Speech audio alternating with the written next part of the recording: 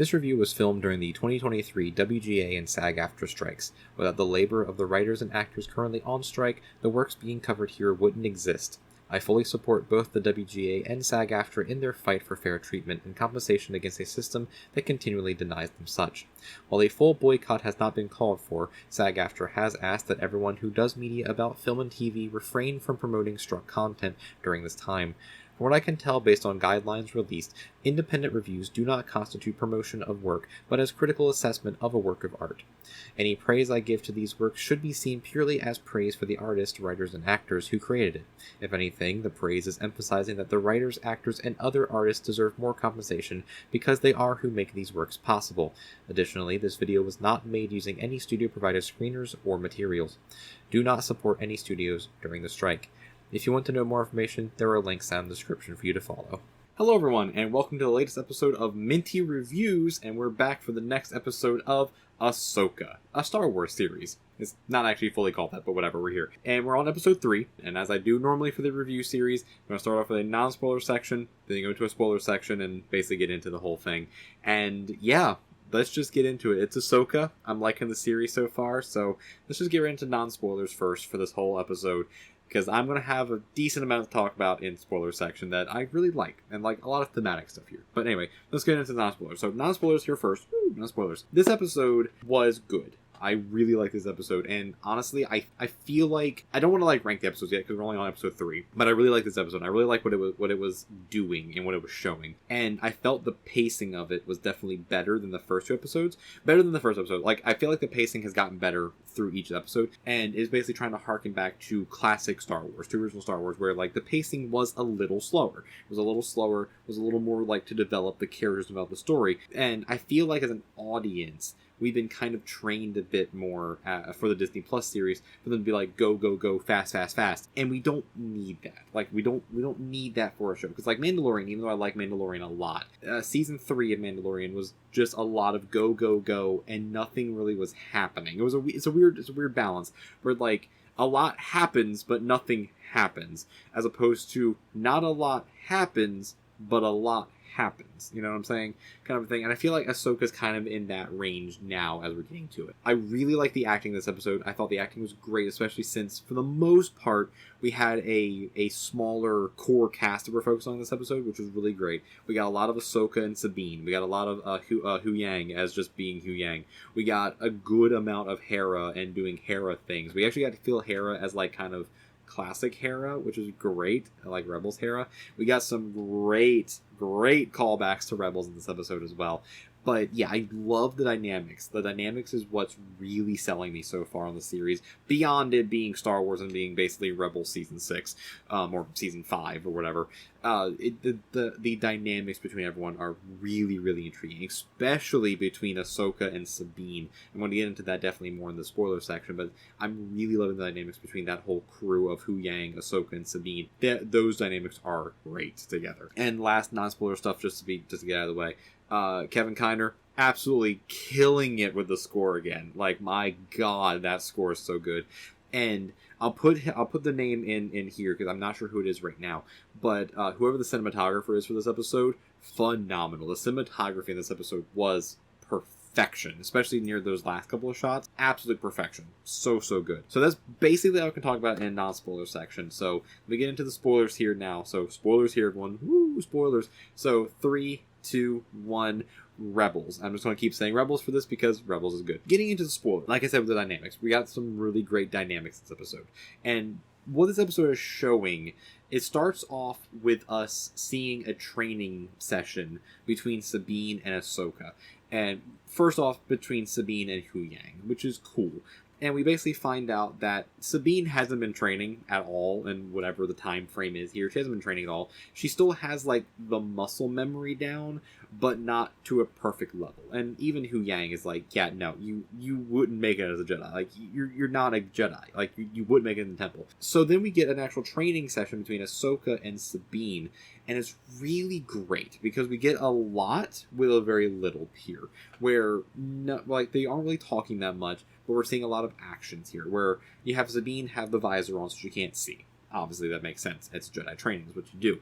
And Ahsoka's trying to train her other senses, and she's trying to train her to get in touch with the Force, which is a very difficult thing for Sabine to do, and I feel like as well a very difficult thing for Mandalorians to do. Like, it hasn't really necessarily been explained in Star Wars universe, at least as far as I'm aware, if Mandalorians do have a tougher time connecting to the Force or not, but I'm really getting that feeling and that sensation here based on this training session and based on what we know from The Mandalorian and other shows as well.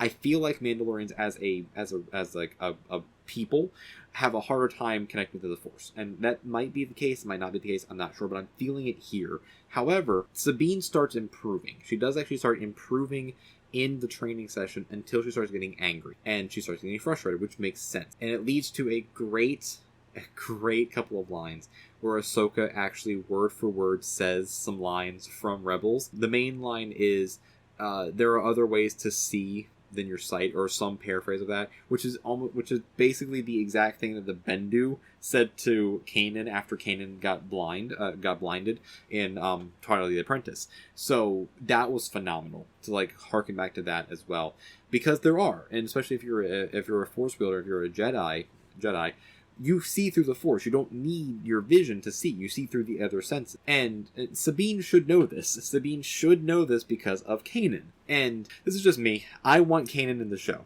I really want Freddie Prinze Jr. to reprise his role in the show. I don't know if he's going to or not, just based on some stuff he said. I don't know if he's going to. I'm still holding out hope that he is going to be a surprise cameo, and I really hope he is, especially since they keep mentioning other things from Rebels. Speaking of other things from Rebels, we then get to go to Hera, and Hera is trying to convince the Council of the Republic Council to give her some resources to go find Ezra, now that they fully know that there are still Imperials in the Republic trying to get Thrawn back, which we know from Mandalorian as well. We know from Katie O'Brien's character as well, and all the other Imperial stuff, and the fact that they literally fought Moff Gideon. They fought Moff Gideon, who is, literally bringing back Thrawn. So it's like, yeah, the Imperials are there. But the Republic is so adamant about not believing it because they want to try and have this Republic be satiated and safe, which fair. But again, it links back to Mandalorian, which is really great, how they're not seeing what's right in front of them. And the best part is, in this council, we have Mon Mothma, who is now Chancellor Mon Mothma. She got a promotion. Great job, Mon Mothma. And I love the fact that it's still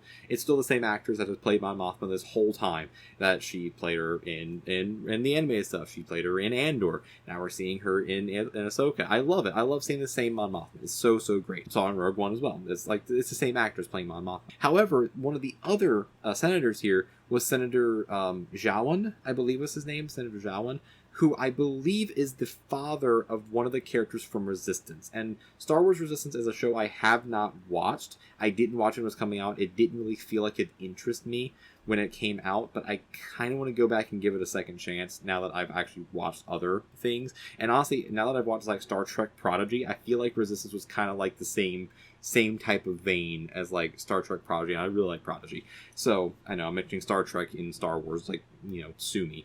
But either way, so the council basically denies Hera of the resources, but during this whole scene we get some great acting from Mary Elizabeth Winstead here, where she is like embodying that animated Hera, the Vanessa Marshall Hera, where she's getting angry, but she's getting angry in a way where she's like, oh, were any of you actually there on the ground during the war? Were any of you there fighting Thrawn at all? You weren't? Okay, I was. So like, I know how he works here. And this is how he works. He works by trying to split us apart and trying to make us fight each other and, getting into our heads. I know this because I was there. Were any of you there? No, you weren't. And Mon Mothma understands this. Mon Mothma fully sees this. And I think it's also referencing back to Andor, where Mothma was on the ground seeing this firsthand, and also all of her other appearances, obviously, in the rebellion as well. So Mothma understands where Hera's coming from. I think Mothma wants to help. It's just she can't because of the bureaucracy and the politics of it, which is something we're seeing in, again, Mandalorian. This episode did a lot of connecting pieces to the other shows in ways that I wasn't expecting it to do this early on, and I'm really happy that it's doing, because it's just very subtle. It's a very subtle thing, but it's a very subtle, great thematic thread through all the shows, including Andor, which takes place well before everything else. However, the bigger thing in this whole situation is we get a mention of him, and then we finally actually see him we see Hera's son, we see Jason Syndulla, and it's so great. So we see Jason, and he looks great. He looks awesome. It's Jason Syndulla, and he's talking to Chopper. Chopper's being a little shithead, because that's what Chopper does. And Jason basically is like, hey, I want to become a Jedi. I want to become a Jedi, because I heard you talking about the Jedi. I want to become a Jedi. And like you can see in the acting of Mary Elizabeth Winstead there, that Hera's like, sure kid, you'll become a Jedi one day. Like, you'll do it one day. Because she knows that she doesn't want him to go fully down that path and end up like Kanan did, where Kanan sacrificed himself and died and became one with the Force. So like, she doesn't want to lose Jason that way. So like, you can see that, like, you can fully see those emotions there. But we get to see Jason. It's great. I can't wait to see hopefully more of him in the show, and hopefully more of him going forward, because we don't really know what happens to him. He just kind of exists. We don't know what happened to him, because they don't do anything with him in the sequels, because they didn't do anything with anybody in the sequels, because the sequel sucked. That's just what happens. The sequel sucked. And then as we move on, there's a lot of just like downtime in this episode, but it's downtime that's used in a good way, where we have some conversation between Ahsoka and Sabine. We get more of the relationship there, and Ahsoka tries to teach Sabine, like, the Force isn't something you're born with. The Force is something you have to train and get better at, and you have to start small. Sabine, obviously being a bit of a hothead, a bit of like a stubborn type of character, is taking longer to figure out the Force. But that's interrupted by Hati and Mordok, the Inquisitor, and their band of people coming and starting to fight them. So we get a nice aerial battle, we get a nice space battle next to the hyperspace ring, which is really cool. It's a really good fight. In this scene, we also get Ahsoka spacewalking. We get her spacewalking and taking down a fighter with her lightsabers in space. So that's pretty cool. But one of the other cool things in this whole scene that I really, really appreciated and I really liked is Rosario Dawson started sounding and started kind of having that inflection of Ashley Eckstein's animated Ahsoka, and it started feeling like Ahsoka became more like Ahsoka. And I think there's definitely like reasons there. And one of my issues with not just the show, but with Rosario Dawson's Ahsoka is that she felt really cold. I don't want to say mature, because that's not the right word for it, but she felt like cold, emotionless, shut off, compared to how Ahsoka is in all the animated series, like everything animated. So I was talking with my friends the other day about it, and they convinced me of like why this is, and it's probably because something happened in that like time span between Rebels and now. Something happened in between that, and clearly something happened between her and Sabine as well that probably is what shut her off. And we're starting to get the unlocking again of Ahsoka. So I have a feeling by the end of the series, or by whenever they feel like doing it, Rosario Dawson will feel more like animated Ahsoka, which I'm really hoping for. And I fully believe that they're going to do that as well. Because like the Ahsoka we have now feels emotionally so distant compared to the animated one. But we're getting there. We're definitely getting there. And she was sounding a lot more like animated Ahsoka, a lot more like Ashley Eckstein in this episode, which I really, really liked. And I was picking up on. I was like, this is really cool. But either way, they go back down to the planet. They get the ship restarted again because the ship got shot by Morgan. They go down to the planet and they see some Purgles. I love me some Purgles. We see live action Purgles. So great. They lose Hati and the Inquisitor with the Purgle. They land and everything. They just hide out there. And that's basically the episode is. They end there. They're hiding out. They find out that the hyperspace ring is in fact a hyperspace ring, and is powerful enough to go to another galaxy, which is obviously what we're doing in this series. We're going to another galaxy, finding Thrawn and getting him there, and basically doing stuff in a whole separate galaxy of Star Wars that we haven't seen before, which is very cool, which means we're going to get a lot more Legend stuff, because that's what Dave Filoni likes to do. He likes to put in the Legend stuff. And then the episode ends with Skull just sending out his men into the forest to find them. So next episode, we're definitely getting a battle between Ahsoka and Skull that we saw in the trailers. We're definitely getting that next episode, which is going to be very, very cool and very hyped for a full-out lightsaber fight between them, which is going to be really cool. But overall going through this episode, I really enjoyed this episode, and I really liked the pacing of it as well, and how we got these character moments between the main characters we need to get the character moments from, and especially between Ahsoka and Sabine, where we see more of that master Padawan relationship growing, and we see kind of like why they, not necessarily why they broke, but why they were good together, and why Sabine wanted to become more like a Jedi, and why Ahsoka wanted to train her. and we get a lot of really, really good dynamics between them. I really, really liked it. And we also get some really great dynamics between Hera and the Republic, where Hera's like, I'm a soldier, I was on the ground, you all weren't. So I need your help for this, and you need to listen to me, and they're not. But I loved all that. Also, the whole dynamic with, like, Hu Yang as well, just being like, the best way I can describe Hu Yang is he's like C-3PO mixed with, like, Spock, and it's like, again, I'm throwing more Star Trek in here, so just, bear with me here. This is what I am. I'm just a geek for everything. He's really reminded me a lot of, like a C-3PO Spock, where he's like, no, I'm just going to tell you just how it is, and you're just going to deal with this. I'm like, yeah, that's fair enough, Hu Yang, fair enough. But either way, I really liked this episode. The action in it was really great, especially that whole space battle was really, really great. And I love the dynamics. I love the character building that this episode did, along with progressing the story along. And the pacing. The pacing felt good. And obviously, Kevin Kiner and the cinematography of this episode was phenomenal as well. But this episode, great. Again, I don't want to rank these episodes because it's only 3 episodes, and I don't really feel like doing that for this series. I'm just here along for the ride because I loved Rebels so much, and I'm loving the series so far. So let me know down in the comments as well. What did you think about this episode of Ahsoka? And what kind of theories or ideas do you have going forward for Ahsoka? And where do you think they're going to be heading from here? And what do you think they're going to be doing?